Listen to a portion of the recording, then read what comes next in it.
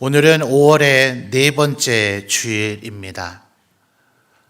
21일을 숫자적으로 볼 때 둘과 하나, 그래서 둘이 하나 되리라 이렇게 명명을 하고, 날이 갈수록 가정과 부부의 위기가 우리 사회에도 많이 고조되고 있다 하여서 그날을 부부의 날로 지정을 하고, 더 사랑하는 부부와 가정들이 되도록 사회적으로 운동이 펼쳐지고 있은 지 벌써 여러 해가 지났습니다.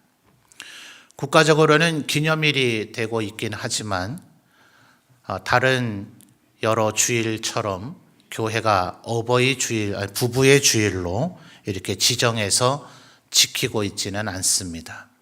그러나 전국의 대도시에 좀 문화적으로 앞서 있는 교회들은 이런 날을 즈음해서 부부관계가 더 좋아지도록 여러 가지 캠페인이나 프로그램도 진행하고 있는 형편이라서 5월이 가정의 달이라 하는 것은 우리 모두가 갖고 있는 상식이니, 이 마지막 주일은 우리의 부부관계와 또 우리의 가정을 어떻게 하나님 앞에서 살아가는 것이 좋을까 한번 생각해 보는 시간을 갖는 것이 좋으리라 생각이 되어집니다. 먼저 우리가 한번 생각해 봐야 될 것은, 하나님께서는 남성이신가 혹은 여성이신가 하는 거예요. 지난 20세기부터 전 세계에 또 우리나라에도 소위 페미니즘 운동이라는 것이 있습니다. 이 운동도 그 배경과 또 추구하는 점들이 워낙 여러 갈래로 나눠져 있어서 한 문장이나 하나의 개념으로 규정 짓기는 쉽지가 않습니다. 그러나 제가 바라보는 이런 운동이 지난 20세기부터 생겨난 이유는, 지난 수천 년간 이 인류 사회가 어느 지역, 어느 민족, 어느 문화권이든 예외 없이 남성의 여성을 향한 차별과 멸시, 더 나아가서 학대의 그 원인이 있습니다. 하나님께서 그렇게 하라고 하신 적이 단 한 번도 없죠. 서로 사랑하라고 했는데 인류는 어느 사회이든 어느 시대이든 끊임없이 남성만이 우월한 존재이고 여성이 그렇지 않은 것처럼 그들을 멸시하고 학대하곤 했습니다. 이제 그러다 보니 거기에 대한 반작용으로 페미니즘 운동이 일어나기 시작을 하고, 출발은 선한 것으로 출발했을지 모르나 여러 갈래는 지금 극단적이며 선을 넘는 가운데 많이 있습니다. 특별히 그 중에 하나가 성경에 하나님을 아버지라 이렇게 부르고 있는 곳이 많죠. 그래서 그들은 하나님이 왜 남성이냐, 하나님은 여성이어야 된다 이러면서 그들만의 공동체를 이루고 있는 교회가 간혹 있는데, 그들의 교회는 아예 성경을 아버지라 되어 있는 부분을 전부 어머니라고 쳐서 새로 만든 성경을 보고 있는 그런 지경까지 이르러 있습니다. 만약 하나님을 아버지라 부르는 것이 그토록 싫고 거부감이 있다면 그냥 하나님을 하나님이라고 불러야 되지, 하나님을 어머니라 부르는 것은 선을 훨씬 넘어버린 이단과 다름이 아니죠. 왜냐하면 하나님은 남성도 여성도 아니시기 때문에 그렇습니다. 다만 우리의 그 전통적인 사회 공동체가 이 남자 아버지들이 가장으로서 가족을 보호하고 가족을 지키는 그런 일들을 해왔기 때문에 그런 이미지, 이런 것을 신인 동형적이다 이렇게 얘기하는 거예요. 하나님의 역할을 우리에게 완전히 이해시키기가 쉽지 않으니 우리 인간의 역할을 가지고 이해를 시키는 그런 개념으로, 그래서 하나님을 마치 아버지와 같은 분이라 이렇게 부르게 한 것이지, 그게 하나님이 남성이라는 의미는 아니거든요. 그러니 어머니라 부른다 하는 것은 성경의 개념을 왜곡시키고 그릇된 개념을 심어주는 이단과 다름이 아닌 겁니다. 또 예수님께서 부활이 없다 하는 사두개인들의 질문에 대답을 하시면서 우리가 앞으로 가게 될 천국에서 우리는 어떤 존재로 어떻게 살아가게 될 것인가를 말씀하셨죠. 성경에 보면 우리들이 나중에 천국에 가게 될 그 땅의 것을 아무리 얘기해 준들 우리는 그걸 다 이해할 수가 없어요. 예수님께서도 내가 천상의 일을 너희에게 얘기하면 너희가 어찌 다 알아들을 수 있겠느냐 하시면서 나는 지금 너희들이 이 세상에서 살아가는 일을 더 중요하게 이야기하고 있다. 이렇게 말씀하시기도 했어요. 예를 들면 이런 것입니다. 여러분이 지금 사과를 한번 생각해 보세요. 먹는 사과 말입니다. 지금 예배 시간이니까 그렇게 할 수는 없겠습니다만 여러분에게 여러분이 지금 제가 사과를 생각해 보세요 라는 말을 듣고 여러분이 머릿속에 그린 사과를 종이에다가 그리거나 글로 쓰라 하면 거의 대부분 일치되지가 않을 겁니다. 어떤 이는 심지어 사과 주스를 생각하시는 분도 계실 것이고 어떤 분은 사과를 아주 잘게 썰어서 포크로 바로 찍어서 입에 넣을 수 있는 썰어진 사과를 생각할 수도 있을 것이고 또 어떤 분은 꽃이 피었다가 열매가 맺혀서 아직은 너무나 작디 작은 이제 앞으로 많이 커져야 될 아주 작은 사과를 생각하는 분도 있는가 하면 어떤 분은 아주 새빨간 고가의 아주 고급 품종 사과가 우리 지역에 있다면서요. 아마 그 사과를 생각하실 수도 있을 겁니다. 이런 것이 언어의 한계인 거예요. 그러니 하나님의 나라를 환상으로 봤던 선지자들, 예컨대 스가랴나 다니엘, 에스겔, 그리고 요한 사도가 요한계시록에서 많이 묘사하고 있지 않습니까? 그들은 분명히 하나님의 나라를 분명히 보았지만 그들이 본 것을 우리에게 설명하기에는 이 언어와 어휘에 한계가 있단 말입니다. 그냥 사과라고 표현할 수밖에 없으니 사과라고 표현하면 어떤 이는 요한이 본 사과를 생각할 수 있겠지만 대다수의 사람은 약간 핀트가 다르고 어긋난 사과를 생각할 수밖에 없는 거예요. 그러나 예수님께서는 그런 선지자들, 사도들처럼 일부만 보신 게 아니시겠죠.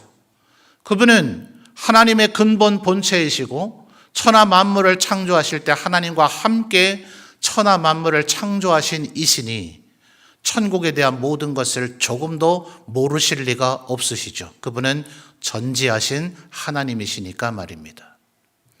그런데도 그분이 모든 것을 다 설명하지 않으시고 그 사두개인들의 질문에 뭐라 답하셨습니까? 7명의 형제 가운데 마지막 그 7명 모두의 아내가 됐던 여인을 예로 드시면서 이 여인은 천국에 갔을 때 그 누구의 아내도 아니다.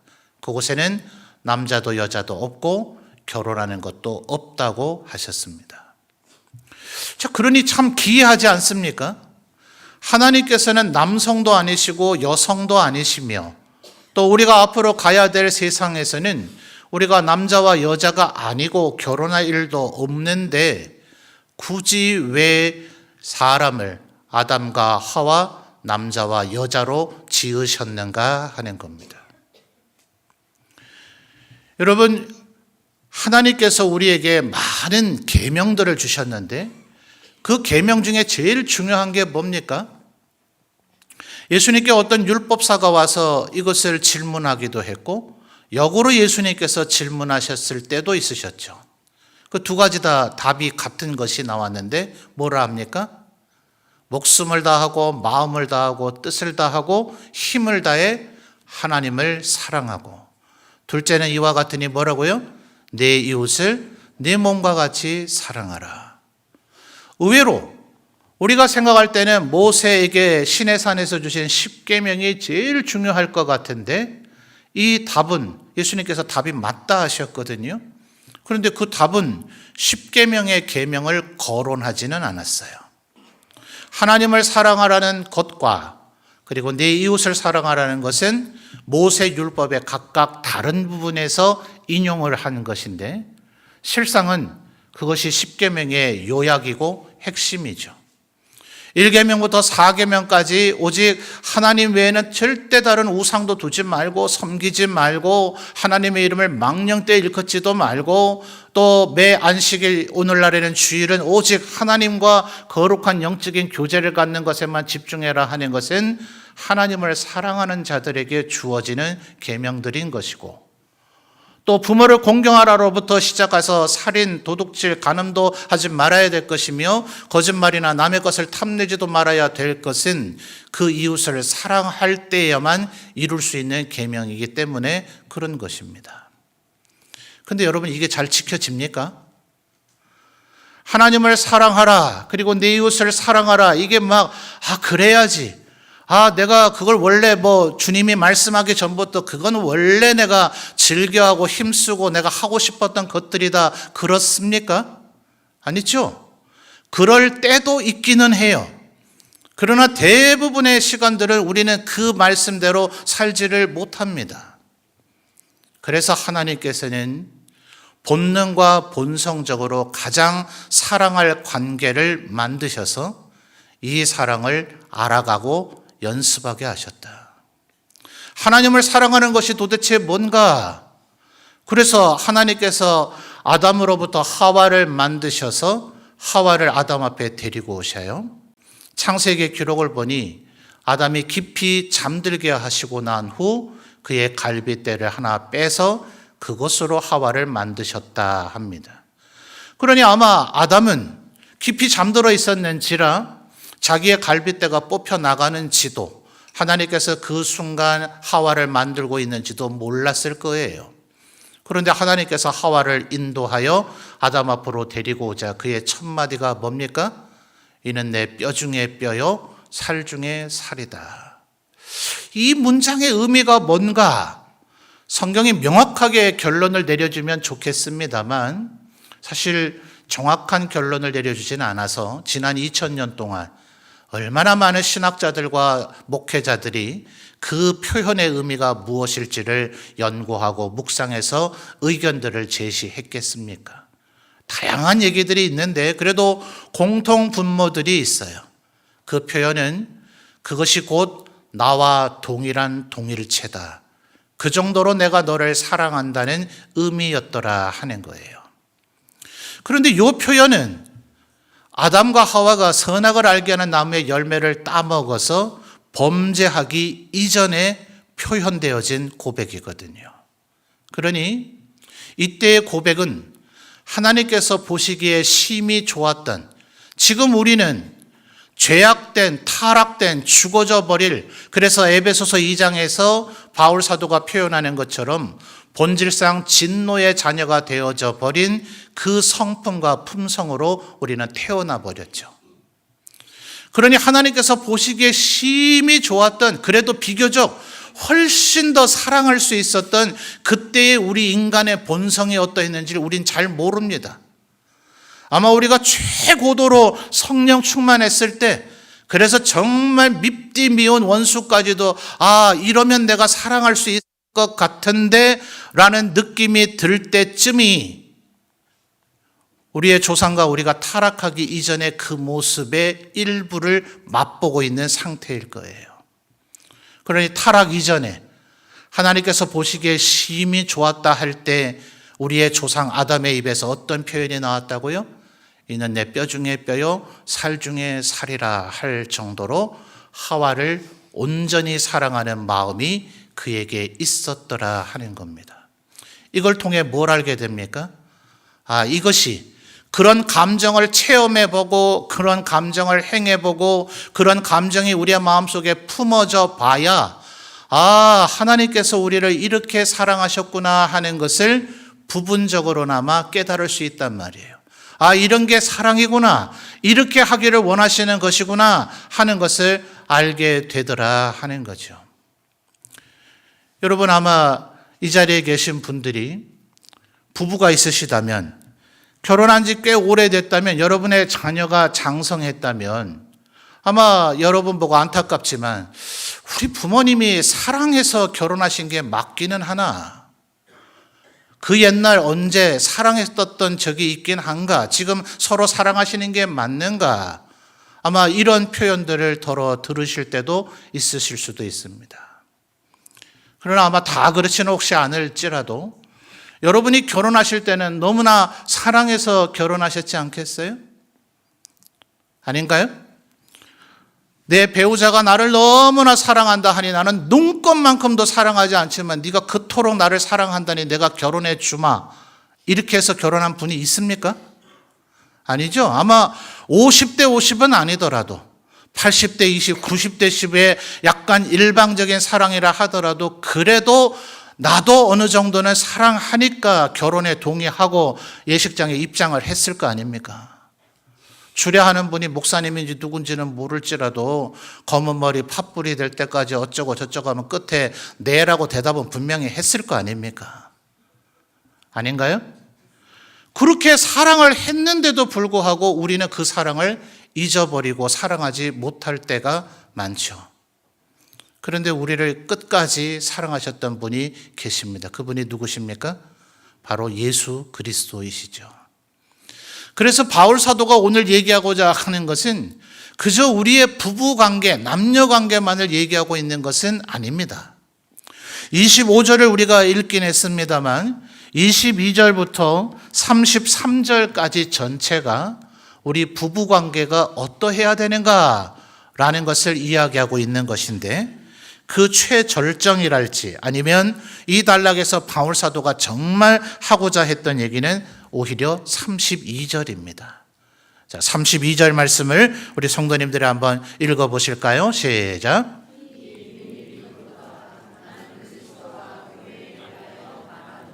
아멘. 자, 바울 사도가 정말 얘기하고자 하는 것은 뭐라는 거죠? 너희 부부관계, 남편과 아내의 관계를 얘기하고자 하는 게 아니라 그리스도께서 우리를 얼마나 사랑하셨는지를 내가 그것을 이해시키기 위해서 부부의 관계로 이해를 지금 시키는 것이다 하는 거예요.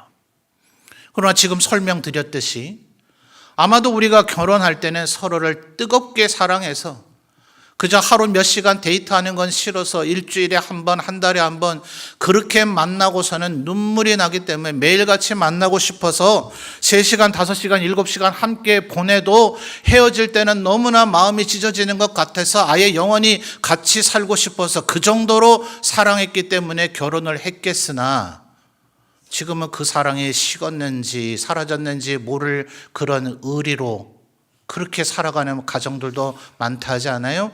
가족 간에는 그러는 거 아니야 이러면서 말입니다. 그런데 예수님은 그렇게 하지 않으셨다는 거죠. 요한복음 13장 1절 이하에 보면 예수님께서 이제 아버지 하나님께로 되돌아가셔야 될 때가 이른 줄 알고 제자들을 사랑하시되 뭐라 했을까요? 끝까지 사랑하셨다 그랬습니다.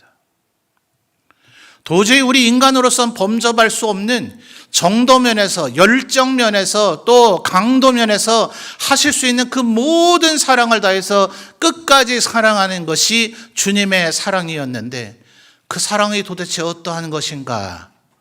우린 측량하고 헤아릴 수가 없죠. 그나마 우리가 결혼을 결심하고 결혼하고자 할 때 그 사랑이 주님의 우리를 향한 사랑이 어떠한지에 코딱지만큼 정도 느껴볼 수 있지 않았느냐 하는 겁니다. 주님의 우리를 향한 사랑은 얼마나 어마어마했는가. 그래서 바울 사도는 로마서 5장에서 그렇게 얘기하죠. 우리가 주님을 아직 몰랐을 때에, 주님을 아직 순종하지 않으려고 할 때에, 주님 말씀에 거역하고 그럴 때에도 주께서 우리를 위하여 대신 죽기까지 하심으로 우리를 향한 주님의 그 사랑을 증명하셨지 않느냐 하는 거예요. 근데 우리는 이 사랑을 자꾸 모르거든요. 그래서 그나마 가장 사랑할 수 있는 그 대상인 남자와 여자를 만드셔서 이 사랑이 뭔지를 알아가고 느껴가고 배우고 훈련할 수 있도록 만들어 주셨더라 하는 겁니다. 지금은 우리가 변해버려요. 지금은 우리가 시들어져 버려요. 정말 사랑하는 게 맞나 의심스러울 때도 있어요. 그러나 아까 말씀드렸듯 아담이 타락하기 이전에 하와를 처음 봤을 때 이는 내 뼈 중에 뼈요 살 중에 살이라 말한 것처럼 태초 때에는 그 사랑을 일부 느낄 수 있었더라 하는 거예요. 그러니 하나님께서는 우리 인류의 이 많은 수십억이 되는 이 인류의 증식을 다른 방법으로도 얼마든지 하실 수 있었겠죠. 우리 인간은 상상이 못할 겁니다. 그게 부모와 자식 간의 생산의 방법이 아니고서 어떻게 인간의 수가 많아짐, 인류의 증대와 증식을 어떻게 꾀할 수 있는가? 그런데 바울 사도가 고린도전서 1장에서 이렇게 얘기하죠. 하나님의 지혜는 사람의 지혜와 달라서 사람이 측량하고 헤아릴 수가 없다. 그 어떤 인간이 십자가를 통해서 인류의 구원을 이루어 가시리라 상상조차 했겠는가? 그렇지 않아요? 바울 사도가 말하기를 그 십자가의 형틀이라는 것이 얼마나 끔찍한 것인지 유대인이든 이방인이든 그건 꺼리는 것이고 어리석은 것이고 입에 올리기조차 싫은 것이고 보기도 듣기도 싫은 것이 십자가인데 그 십자가를 통해서 모든 인류의 구원을 이루시리라 누가 과연 상상이나 했겠어요? 히브리서 11장에 믿음의 사람들이 나타나지 않습니까? 그들 일부는 구약시대의 인물들인데 그들을 향해서 히브리서의 저자가 평가하기를 그들은 멀리서 그리스도를 환상으로 보았다. 일부를 보았다. 이렇게 표현을 합니다. 아마도 이사야 선지자가 가장 예수님에 대해서 많은 것을 보았지 않겠어요? 소위 이사야 53장, 바로 그리스도의 순환장이라고 불려지는 곳에서 뭐라고 얘기합니까? 그는 마치 도살장에 끌려온 어린 양과 같이 순종했다. 그가 찔림은, 그가 상함은 우리의 죄악과 우리의 허물 때문이었다. 이 정도를 표현할 수 있었던 이사야조차도 예수 그리스도의 십자가를 어찌 상상이나 할 수 있었겠느냐고요. 그러니 여러분, 하나님은 전능하신 하나님이시기 때문에 우리가 상상조차 못할 방법으로 우리 인간의 수의 늘어남, 인류의 증대와 증식을 꾀하실 수 있으신 분이십니다. 그런 그분이 태초에 뭘부터 하셨다고요? 가장 최초의 인간관계를 부모와 자식 간으로 만들지 않으시고 형제와 친구 간으로 만들지 않으시고 스승과 제자의 관계로 만드시거나 주인과 종의 관계로 만들지 않으시고 남자와 여자, 부부의 관계로 만드신 것은 바로 그것을 통하여 마음을 다하여 힘을 다하여 목숨을 다하여 뜻을 다하여 네 하나님을 사랑하고 네 이웃을 네 몸과 같이 사랑하라는 것을 배우고 연습하고 깨달아 알게 하셨더라 하는 겁니다. 가장 사랑하고 싶은 대상이니까 본능적으로 본성적으로 사랑하니까 물론 우리의 그 사랑은 너무나 얄팍해서 때로 변하고 사라지고 상실되어져 버리지만 그 사랑이 아주 충만했을 때 하나님의 사랑과는 도무지 비교할 수가 없지만 사랑이란 이런 것이구나, 하나님께서 이런 사랑보다 더 강력한 사랑으로 우리를 사랑하셨구나 하는 것을 비로소 깨달아 알도록 그렇게 우리를 남자와 여자로 만드셨다 하는 거예요. 그러니 이 자리에 계신 성도님들이 내가 미혼이든 기혼이든 내 사랑하는 배우자가 이미 천국으로 가 계셨든 그렇지 않든 간에 우리는 단순히 부부관계만을 얘기하는 것이 아니라 이런 것들을 통해서 주님의 우리를 향한 사랑을 배우라고 하셨던 것이다 라고 대부분의 신학자들이 우리를 남자와 여자로 만드신, 하나님은 남성도 여성도 아니시며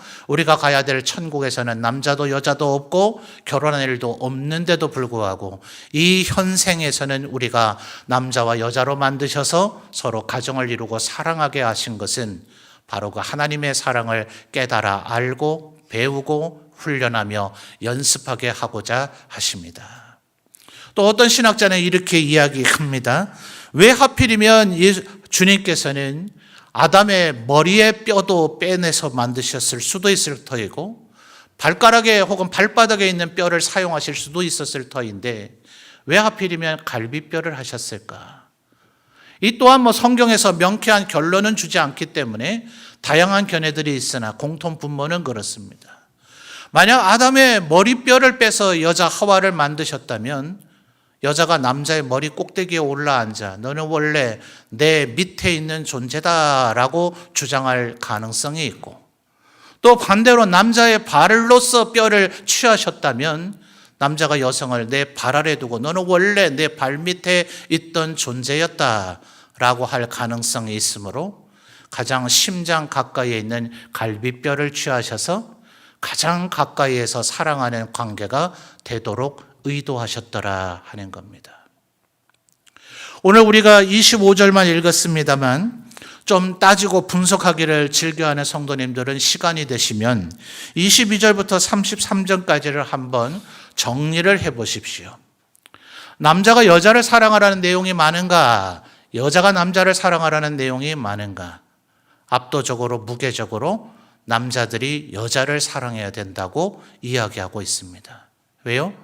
그리스도께서 로마서 5장에서 바울 사도가 얘기한 것처럼 우리가 그 사랑을 알고 보답할 가능성이 조금 더 있기 전에, 그 사랑을 깨닫기 전에, 그 사랑을 보답하려는 생각조차 하기도 전에 그리스도께서 우리를 위하여 죽으심으로 우리를 향한 주님의 사랑을 증명하셨기 때문에 우리도 그렇게 해야 된다고 이야기하고 있는 것입니다.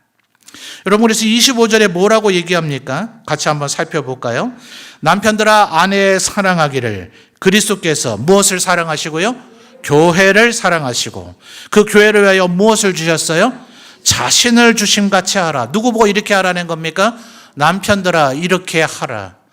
네 온몸을 다 주라. 그러면 네 아내가 너를 사랑하게 될 것이라고 말입니다.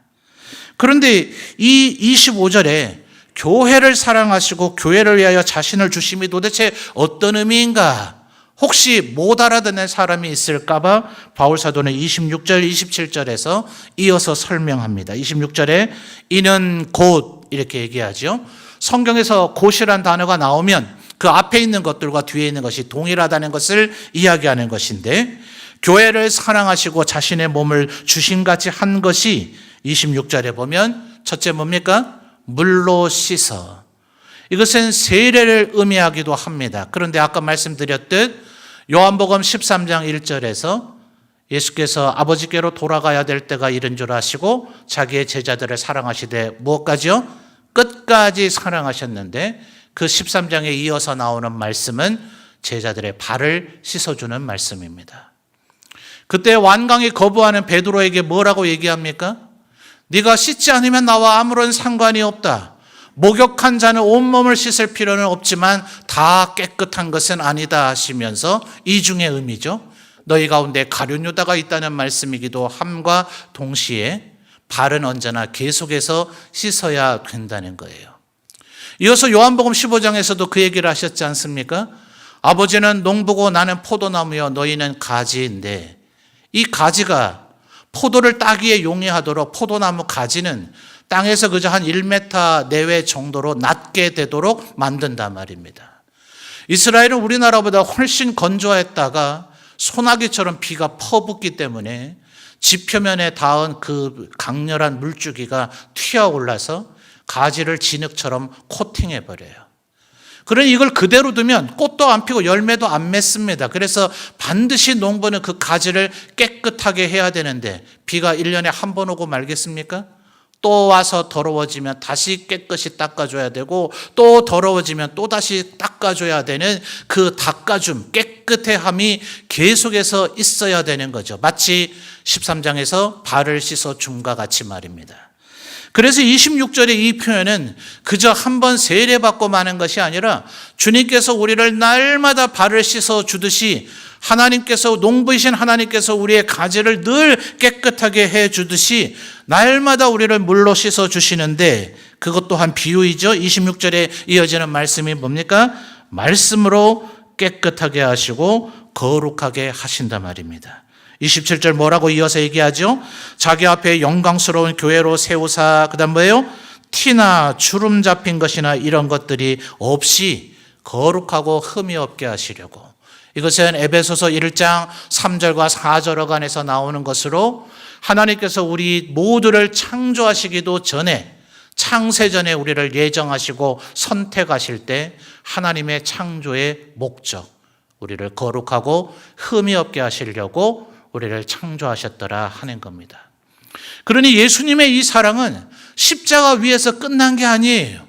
우리가 천국에 이를 때까지, 아버지 앞에 거룩하고 영광스럽게 될 때까지 계속해서 우리를 깨끗하게 하시고 우리를 흠이 없게 하시는 주님의 사랑이 우리에게 이어지고 있더라 하는 거죠. 그러니 이제 우리도 어떻게 해야 합니까? 그 사랑을 받은 우리, 가장 사랑할 수 있는 대상인 아내와 남편, 배우자로부터 시작해서 거기서 끝이 아니라, 이것은 그리스도와 교회의 관계의 비밀을 설명하고 있는 것이니 우리 모두가 주님의 이 사랑을 받았으므로 주님처럼 이렇게 서로를 사랑해야 된다 하는 것입니다. 28절과 29절에 세 단계가 나타나죠. 28절 하반절을 보면 자기 아내를 사랑하는 자는 자기를 사랑하는 것이고, 자기 아내를 사랑하지 않고 죽도록 자기만 사랑하는 자도 있을 겁니다. 29절에 누구든지 언제나 자기 육체를 미워하는 이런 사람이 있겠냐 싶습니다만, 이 나라, 이 사회, 이 세계에 이런 사람들이 얼마나 많습니까? 자기를 죄악에 방치하고 자기를 타락 속에 방치하고 자신의 몸과 마음과 영혼을 갉아먹고 그것을 오히려 자학하듯이, 스스로 학대하듯이 자기의 몸을 미워하는 자들이 얼마나 많이 있습니까? 그래서 주님의 그 말씀을 기억하십시오. 네 이웃을 어떻게 하라고요?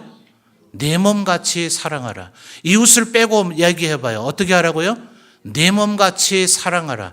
인간은 본능적으로 자기의 몸을 사랑하기 때문에 그 사랑처럼 이웃을 사랑하라는 얘기예요. 그런데 이 죄악에 관영해져 버린 지금 이 세대에는 자기를 사랑하지 않아요. 자기를 점점 병들게 만듭니다. 자기를 점점 죽이고 있어요. 마음을 죽이고 육체를 죽이는 자들이 지금 이 세상에 얼마나 많은지 모릅니다. 그래서 지금 28절과 29절은 세 단계를 얘기하는 겁니다. 절대로 자기 몸을 학대하는 그런 삶을 살지 말아라. 겨우 자기만 사랑하는 그런 수준에 머물지 말아라. 주님께서 우리에게 그렇게 하셨듯 내 이웃을 사랑하면 그건 자동적으로 너를 사랑하는 것이 되는 것이라고 원리를 얘기해 주고 있는 거예요. 28절 다시 한번 볼까요? 이와 같이 남편들도 자기 아내 사랑하기를 자기 자신과 같이 할지니. 그 다음부터 우리 남자 성도들만 같이 소리내서 읽어봅시다. 시작. 자기 아내를 사랑하는 자는 자기를 사랑하는 것이라. 아멘입니까? 아멘입니까? 아니, 남자분들 목소리 왜 이렇게 작아요? 자기 아내를 사랑하는 게 결국 자기를 사랑하는 것이다. 여자분들 너무 웃을 필요 없어요. 여러분도 마찬가지입니다. 다른 일을 사랑하는 것이 나를 사랑하는 것이다. 그것이 하나님 앞에 축복받는 비결이다 라고 지금 바울 사도는 우리에게 가르쳐주고 있는 겁니다. 가장 쉬운 관계인 부부의 관계로부터, 혹시 미혼이시거든, 사랑하는 배우자가 이미 하나님 곁으로 가 계셨거든, 이제는 다른 우리의 인간관계가 많지 않습니까? 부모와 형제와 친구와 또 그리스도 안에서 우리는 한 가족이요 한 몸이 되었으니 서로를 힘써 사랑함으로 말미암아 하나님의 은혜와 사랑과 축복을 받아 누리고, 남을 사랑하는 이는 결국 누구를 사랑하는 거라고요? 자기를 사랑하는 그 은혜와 축복을 누리게 될 것이다 하는 이 사도의 말씀을 꼭 마음에 새겨서 하나님의 은혜와 축복을 받아 누리며 살아가시는 우리 모든 성도들이 되시기를 주님의 이름으로 축원합니다.